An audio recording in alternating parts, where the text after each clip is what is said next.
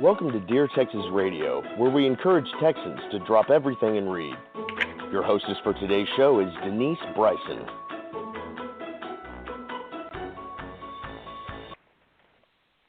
Hello, everyone.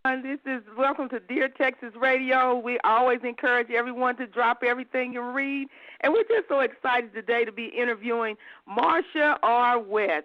And she has several books that she has written, and she is an author and a suspense writer. And so I'm so excited to interview her today. She has a series called the second. I think it's called the second. Well, the book is called The Second Act, and then the other one is the Second Chance series. That's what it is, the Second Chance series. So Martha, that's right, Denise. Yeah. Now, where are you from, actually, Martha? I mean, Marsha. I don't know why I keep thinking about Martha, but Marsha, I'm so sorry. Hey, that makes me feel right at home. That's a mistake people make all the time, and I just respond, whether it's Martha or Marsha. So, yeah, that's fine.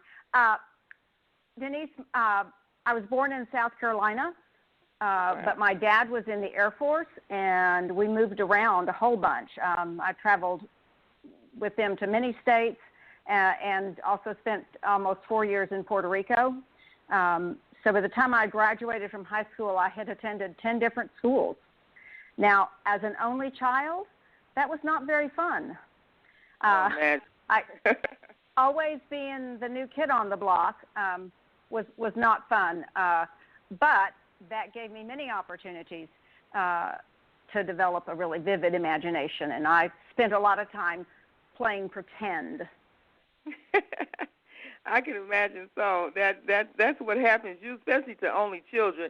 I wasn't the only child, but I was raised like an only child because we were so far apart in distance. And believe me, I had some fictitious characters too that helped me along in that journey. So I can absolutely. And it gives you such an imagination. Now, what did you do before you became a writer? Well, unlike you were telling me earlier that you'd written since you were a little kid, I really only turned to writing after a number of different careers. So I've worn lots of different hats, a high school theater arts and English teacher. And, you know, once you're a teacher, you're really always a teacher. A wife, a mom, PTA member, active community volunteer, including I was privileged to serve 8 years on the board of my local school district. I worked for my church for a time, and then I became an assistant principal in an elementary school, and then a principal in a couple of elementary schools. And I actually began writing my first book my last year as a principal. Oh, wow. Around 2007, I think. So let's dive into these books, because I mean we got a lot to talk about when it comes to how many novels that you've written. And you actually have a series called The Second Chances. And so could you tell us a little bit about that series? So you have 2 books in that series that are already written and out. Could you tell us about those books? Sure. I kept hearing how important series were, and I knew I liked to read series. And I said to one of my daughters one time, I really need to write a series, but I can't think of what needs to hold it together. And she said, oh, Mom, write it about 4 friends who met during summer camp.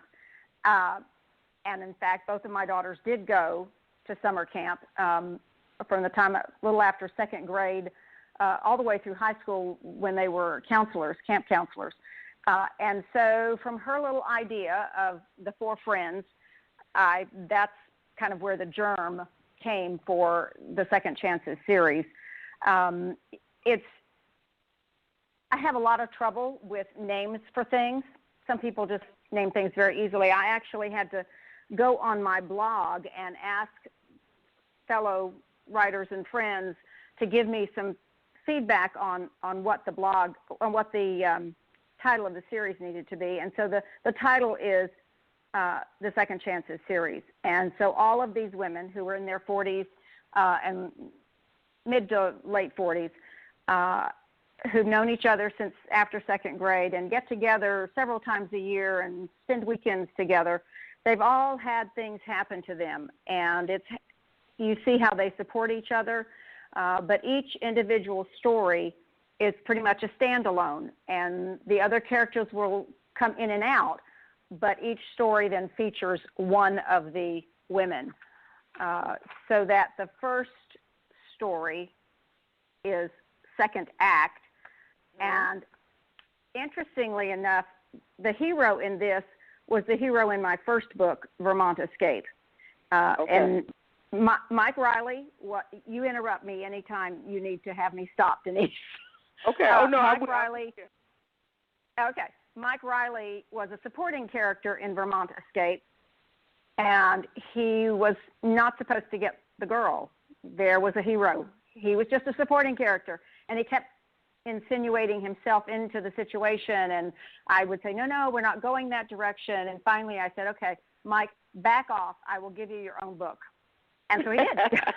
And his own book is Second Act, and he's the hero in that book. That's pulling from my theater experience.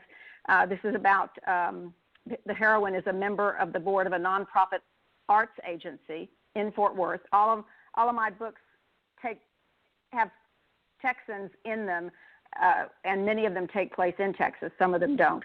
But Mike is the homicide detective assigned to the case when one of her board members turns up dead. And so in investigating, he has to look at everybody, including Addison Greer, who's the executive director of the theater. Yeah, and Addison is someone that he's recently trying to date at that point, too. So that is correct. Oh, you are so good. He had just met her at a fundraiser the theater was having. His sister-in-law serves on the board, and she dragged him along with her husband to the fundraiser, and he was just frankly blown away by this beautiful woman. And they actually had one date, and then the murder happens, and it's like, oh, hands off. And then, he's thinking maybe she's involved because the person was killed at the theater, so somebody at the theater was involved. So yeah, they have some ins and outs. She has 2 teenage kids who have some of their own issues. Generally, I write stories that are generational in the sense that you will have grown-up people in their 40s. They may or may not have kids, but they sometimes have parents. So you kind of have 3 generations working sometimes in my stories. Now, something interesting that you said, I wanted to make sure I asked you about that. In the Vermont Escape, you talk about Mike Riley being a part of that book, but you said something, and this is what I love to bring out that people so people can understand that these characters are actually really talking to the author. It's not like you just make it like they come to life in your mind, and they begin to talk. Because you said he kept pushing you in the Vermont Escape, so you said, okay, I'm gonna give you a premiere part in the second act, and so that was something that I wanted to bring out, because sometimes people, I don't know where people think that these things are coming from, but these characters actually begin to start talking to people. They do, and that was the first time. Vermont Escape was the 4th book that I wrote. There were 3 others before, but Vermont was the first one published. And it was a real interesting experience to have Mike do that. And characters have their own ideas sometimes. Wow. The second book in... Mm-hmm. Go ahead. The second book in the series is The Act of Trust, right? Act of Trust, yes. And that's a very special book to me, Denise. The heroine is a widow since 9/11 and the mother of a grown daughter. Kate Thompson just wants to keep her family safe because of the trauma of losing her husband on 9/11. But she inherits land from her husband's aunt, and it's in Maine, and a very pushy Maine lawyer comes down and convinces her that she needs to go to honor her husband's memory to Maine and look at the land. She all the time is saying, no, I don't need any land in Maine. And she doesn't fly anymore. She hadn't flown since 9/11, and he drives her up there. He's so insistent that he drives. Her daughter even convinces her she should do this. And, you know, all of us have memories of 9/11, and the reason I wrote this book is because my daughter and her husband had just moved to New York City on Sunday before this happened on Tuesday. And I was a principal, and I was busy looking after my students and trying to get them with their parents and the right people, and I didn't know till 3 o'clock in the afternoon that they were both okay. Oh, wow. So, I can imagine the fear there, yeah. Yeah, and I was lucky. They were both okay. But that overwhelming sense of, oh, my goodness, how does anyone get on with their life after this? And so I really wrote that as a tribute to all of those who lost family members, honoring their loss and their bravery and courage in going on. Yeah. Oh my God. Yeah, because it was such a time, and I can only imagine, your the sense of urgency to find out if my loved ones are okay, because they just had moved there, and you would hate for anything like that to overtake. Yeah. I mean, and that was just such a shock to our whole nation. That was like out of the realm of possibility. So yeah, but it pulled us all together as a country, and that is certainly a good thing from that awful event. Yeah. And I have a love affair with New England. Yes, I've lived in Texas the majority of my life, but I do have a love affair with New England. And so that first book was, person's in Texas, but she goes to Vermont. And here in Act of Trust is another Texan, but she goes to Maine. Yeah, such a gorgeous state. It's so pretty up there. Yeah, it is. It's really pretty up there. I've been there before. I've been in Bangor, Maine, I believe is where I've been, and it was really nice. Yeah, really beautiful. Did you go there in the fall? I did go there in the fall. I sure did. I was going there. I was on a job working, but I was there in the fall. It's really beautiful. Really beautiful. Yes. Well, good for you. I'm happy you got to see it. Everybody needs to go to New England in the fall. Now let me ask another and they question. don't pay me anything for those advertisements. the New England Tourist Bureau. So. Right. You just love the area. I do. It is really pretty. And so I wanna wait and talk about your other two books when we come back after the break. But I would like to ask you another question. Now, what is the best advice you've received about this journey of writing? Your writing journey. What is the best advice you have received? And then we're going to be going to break here in just a little bit. But go ahead and tell us about that. Well, it's pretty simple. Write, W-R-I-T-E, write. This is definitely a learn-by-doing job. Oh, yeah, you need to take online classes, and you need to attend conferences and send out your writing to get feedback on it. Being a member of a writing community is really important. I'm a member of Romance Writers of America, my local chapter in TRWA, and an online chapter called Kiss of Death. We write murder and mayhem and stuff. And I'm a part of the Sisterhood of Suspense, a group of romantic suspense writers who blog on a variety of interesting topics. But the main thing is to write and keep writing. Those connections are really important because writing is a pretty solitary business. So being a part of a writing community is really helpful. But ultimately, you have to sit down in front of your typewriter or your laptop. And I know a few people who actually still write by hand. I would not be able to do that, but they do. And you have to write, and you have to figure out what your process is and discover your voice. And the only way to do that is to write. And, people would tell me that, and they'd say, you have to find your voice. And I'm going, I don't know what that means. Well, you have to, the only way you can get there is by writing, and writing a lot. And so you just finish one book and you start the next one.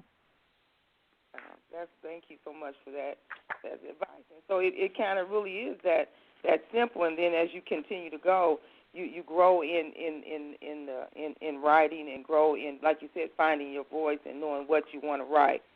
So we're going to go to break here in just a minute, and then we'll come back and ask some more questions about some more things about your life, but also talk about the other two books, Truth Be Told and The Theater, because we want to hear about those as well. Good. Anyway, we're going to go to break right now, and we will be right back in a couple of minutes, and we're going to hear from our sponsors. Other worlds, other dimensions, other universes. Nothing is off limits, forgotten, or what it seems in stories from Larry Morris, an award-winning science fiction author. With 8 books on different subjects with different characters, you never know what will happen. His latest book, Close to Home, chronicles 2 races on 2 planets over 250 million years of history. Jump right in and read Larry's book, which can be found at your favorite bookstore or at book.txauthors.com. Dear Texas would like to thank our sponsors. Testing 1, 2, 3. McKinney, Texas's quaint downtown square, rich in history, entices visitors to discover its more than 100 eclectic shops and eateries. With origins dating back to 1848, McKinney is situated just 30 miles north of Dallas and 40 miles south of the Oklahoma border. One of the country's fastest-growing cities, McKinney maintains its authentic small-town atmosphere, which is palpable when exploring the downtown streets, taking a walk on one of the city's many nature trails, or even visiting the city's Croatian-style village. Learn more about what awaits you in this picturesque North Texas city at www.visitmckinney.com or call 888-649-8499. Texas Authors Incorporated, in association with the Texas Authors Institute of History and Drop Everything and Read Texas Incorporated, are proud to present the 3rd annual short story contest. Entries can be submitted between March 1st through July 31st. Winners are published in an anthology that helps raise money for the Dear Texas literacy programs, which has helped raise over $15,000 over the past 2 years. To learn more on how to enter the contest, go to ebg247.com or txshorts.com. Contest is available only to residents of Texas. Bourgeois Media and Consulting, a book publishing consultant where creative inspiration is realized. More at bourgeoismedia.com. EBG247, where you can find ebooks galore 24 hours, 7 days a week at ebg247.com. From concept to casting, recording to post-production, Spoke Media is dedicated to creating a superlative listener experience. www.spokemedia.io.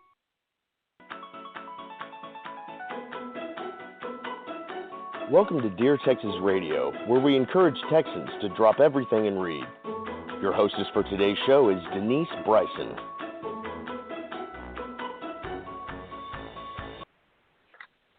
Hello, everyone. Thanks for coming back and joining with us. We have been talking to Marsha R. West, and we are talking about her many books and suspense novels that she has written, and just enjoying our conversation about her great novels that are out there. And I want you to be encouraged to go and buy them and really be an avid reader of her books, because she's got 5 books that have, and she has her series, the Second Chance series, and I'm telling you, it is a good series. So you want to get out there and get those books, and begin to read it. And even the Vermont Escape, we talked about those 3, and the Act of Trust before we went to break. We were talking about those, and we want to talk about her other 2 books that she has as well. And we want to start off with talking about The Theater. And so this is really interesting to me. I was reading through it, and I thought, wow. And so could you tell us a little bit about The Theater, about Kelly and some of the characters that you have in this book as well? Sure, Denise. Thank you. It's lots of fun to chat with you. The Theater is about a New York actress who does TV shows, and I've just blanked on what those are. We used to watch them in the afternoons. I can't believe I can't call the name of this. Soap operas. Oh, my goodness. I can't believe I couldn't come up with that. She was kicked off her soap opera. They killed her off, and so she has some spare time, and she goes to her small town, and this does take place in Texas, where she grew up, to help her old friend, the director, who gave her her first chance on the stage, to help choreograph and direct some of his shows. And here we have the generation thing with her mother and father there, and her mother is always trying to hook her up with somebody in the small town so that she will stay there as a home base, even if she goes off other places to perform, that she would get to see her daughter more often. Her father has Alzheimer's, and so that's an added stressor on the family, and another reason her mom really wants her close at hand. Well, the person she picks out this time is the police chief, and Kelly's just having none of it. She just basically ignores her mom while she's talking about it. But they start rehearsals, and then she finds out that some of her cast members are being harassed by a police officer, extra tickets for all kinds of things. And she goes in to talk to the police chief because one of the actors says, this is your town. Surely you know somebody, you can get this stopped. And so she does go in to talk to the man, and they are both quite taken with each other. And yet he wants nothing to do with her because she's a New York actress and she'll be leaving, and she doesn't want anything to do with him because her mom basically was trying to set them up. Lots of stuff going on in this story. Lots of theater kinds of things. As during the summer, they put on different shows. About every 4 to 6 weeks, they're putting on another show. So if you are at all interested in theater, you're going to love the different aspects of that you will pick up in this. There are murders, because I almost always have murders. But not gory, bloody ones. Okay, and no torture, none of that. But yeah, murders. And it's interesting to see how these two people work out their issues. The other issue is that his dad also has Alzheimer's, and the two moms know each other and are supportive of each other. So they really do connive to try to get Kelly together with the police chief. With Josh, yeah. And I guess Kelly has some reserve because she had discovered her former fiancé dead with a gunshot to the head, and so she's had some reserves about even getting back into any relationship, I guess. Absolutely. He suffered from depression, and he really couldn't stand that Kelly was doing so well in her career, and he felt like he was not. And at one point she says, if he had just hung in a little longer, I'm kicked off my show. Maybe he wouldn't have killed himself. But she had broken up with him before he did that. But yeah, discovering that was pretty traumatic for her. Now, it's summer in Texas when this takes place, so it's warm there. Probably almost hot. Yeah. Now, do you have a pet? I'm going back. Oh my goodness, yes. Before we talk about it next.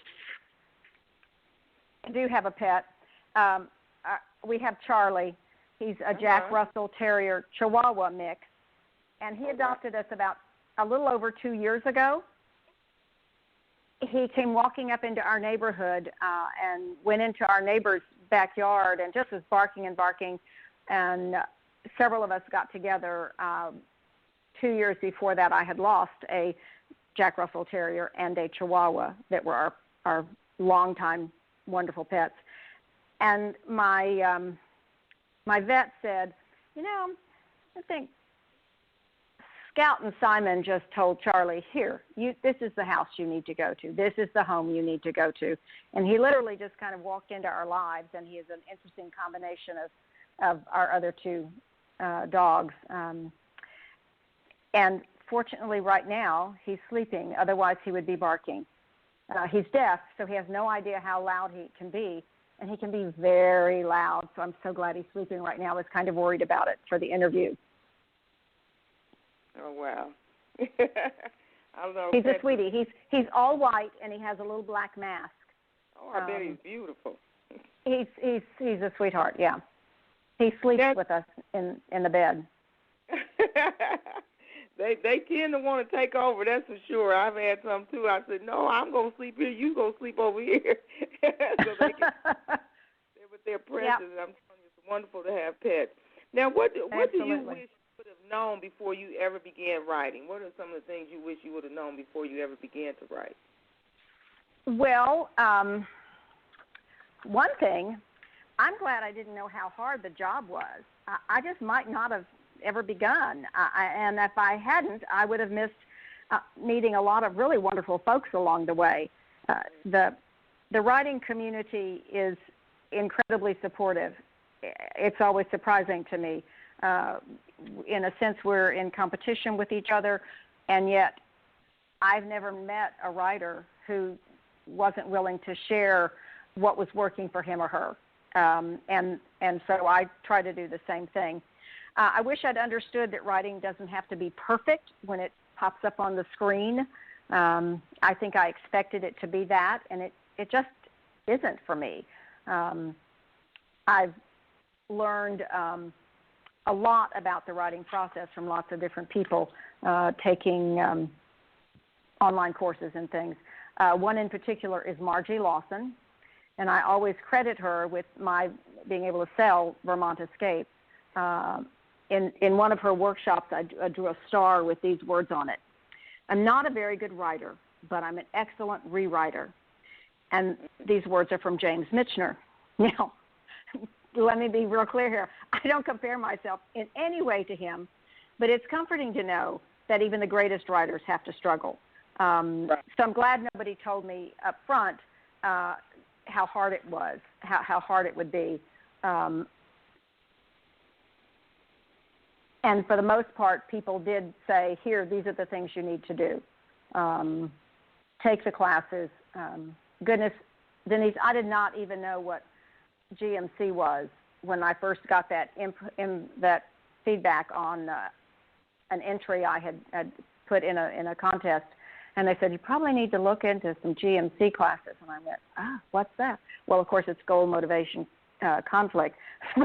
But as I said, people are very helpful, and I'm very privileged to get to do this. Now, before we talk about the truth be told, could you tell me where people can find your books? And we know for sure that they can find them on TexasAuthors.com. But we would love to know, where else can you find your books? Do you have a website and some of that? Tell us some things about, where where can we get a hold of you? And also, right.